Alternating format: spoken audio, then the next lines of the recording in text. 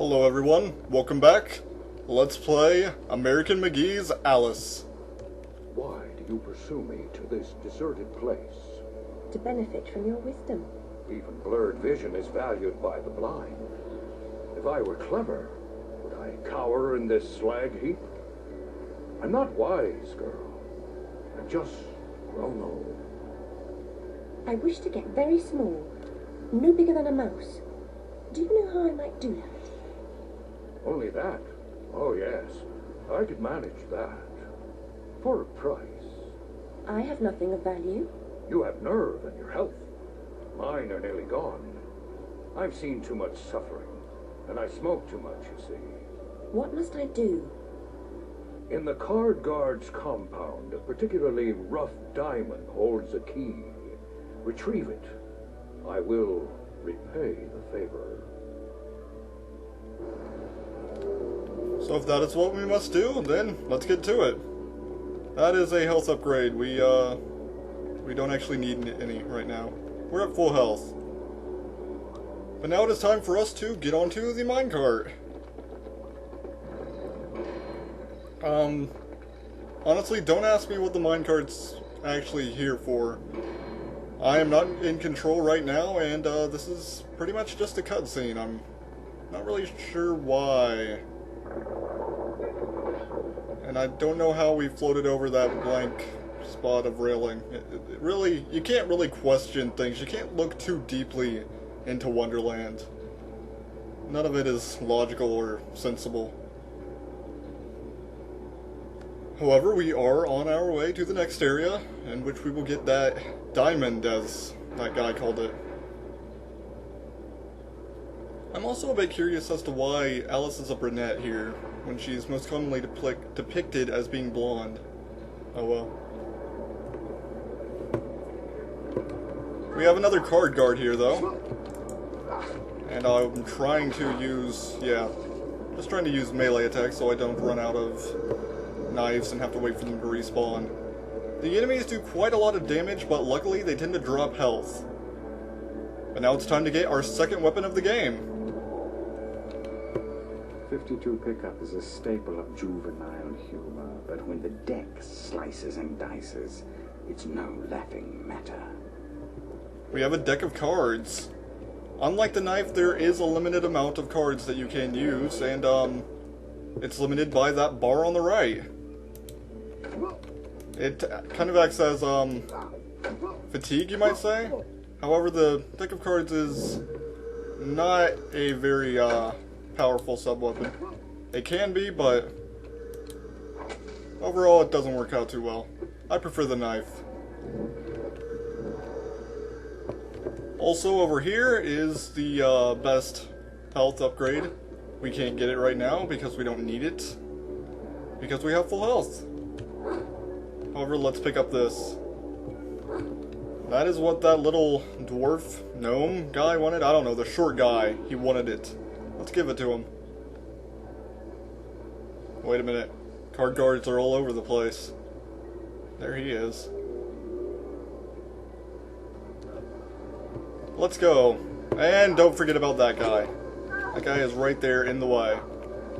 Also, the red card guards, as you might notice, have projectiles. And as you may have also noticed, they can actually damage other enemies, as they actually killed them.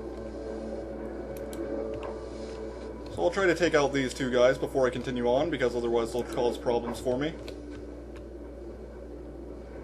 Here's where the throwing knife does become useful. Probably the most useful, I'd say. And there's proper usage of the rope. So we went through here. Let's follow him. You have the key.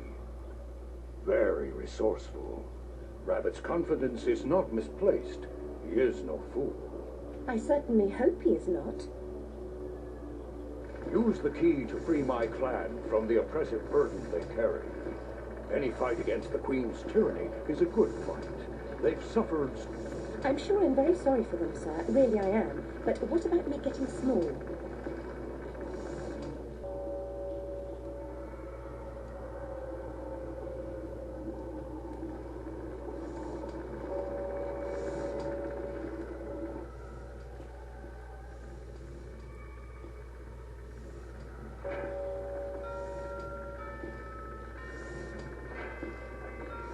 There's a school inside the fortress where you'll find certain items for creating a concoction that will make you small. What items exactly?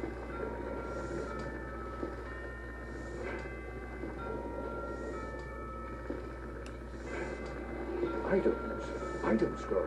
You'll know them when you see them. Speaking of seeing things, we should avoid the card guard's notice. Hang on. Ah, damn it. You can see them.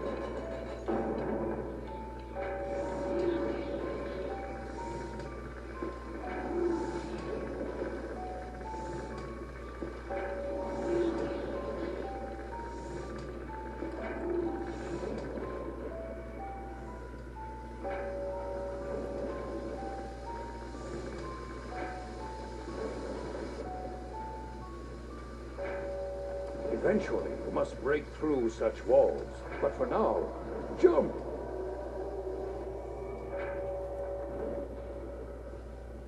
So here we are at the fortress. Let's look around. There are guards all over the place. And we will have to fight pretty much all of them. And it's also time for our new enemy. Oh, I do not like this enemy. This is the Banshee. The Banshee is extremely annoying. They're kind of difficult to hit, and they tend to be very good at hitting you, even though they haven't so far. 2 hits from the throwing knife will finish them off. However, they can drain quite a lot of health. Luckily, they tend to drop a lot of health as well. And you have to watch out for the floor. As you can see, the room is now separated. The other side is floating away. Heading upstairs, we can find a nice place to jump. However, the area is slanted, and if you do not hurry, you will fall off the other side. So now let's head through this portal.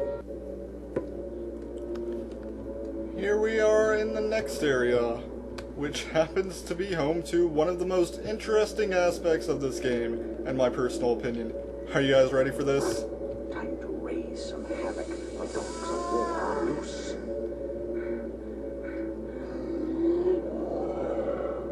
Oh yeah, it's Devil Alice. Devil Alice, as you might expect, is extremely powerful. One physical hit is enough to cut any card guard in half.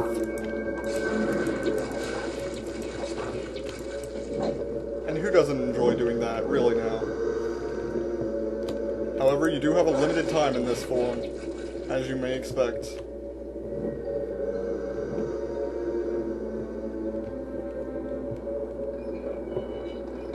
As you can see in the bottom right, once the little card reaches all the way to the sidebar, your power goes away and you return to normal.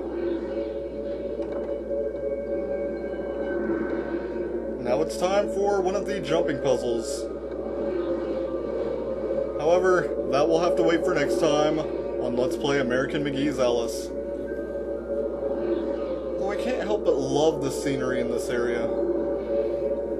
We'll be seeing more of it next time. I'm Vega. See you then.